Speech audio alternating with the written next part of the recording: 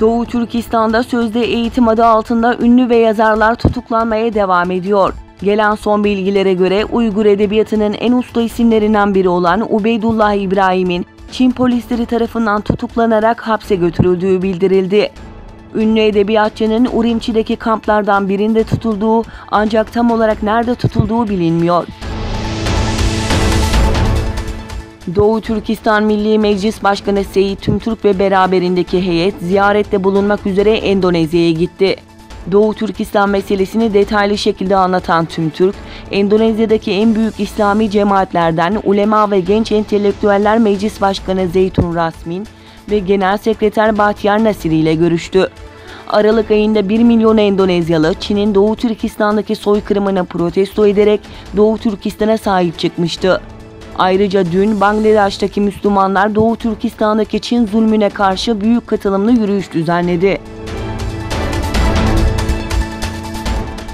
Spor malzemeleri üreten Amerikan Badger Sportswear firması, fabrikalarında toplama kamplarındaki Uygurları çalıştırdığı ileri sürülen Doğu Türkistan'da bulunan Tayda şirketinden ürün almama kararı aldı. Çin Dışişleri Bakanlığı Sözcüsü Lu Kang, ABD'li firmanın kararını acınası bir durum olarak niteledi. Lu Kang ayrıca Çin'in hapishanelerde kalan mahkumları çalışmaya zorlama uygulamasının uzun zaman önce terk edildiğini iddia etti.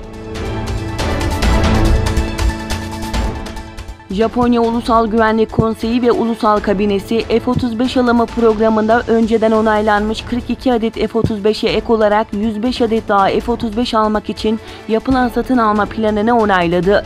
Bu satın alma ile Japonya, toplamda sipariş edilen 147 adet F-35 ile programın en büyük uluslararası müşterisi ve F-35'lere en büyük toplu siparişi veren ülke oldu.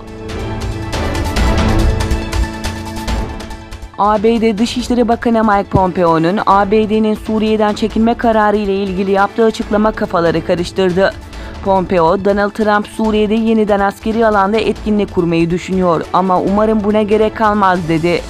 Amerika Birleşik Devletleri Ulusal Güvenlik Danışmanı John Bolton'ın Türkiye ziyaretinden önce Trump Twitter hesabından bir açıklama yaparak Suriye'den uygun bir hızla çekileceklerini belirtmişti.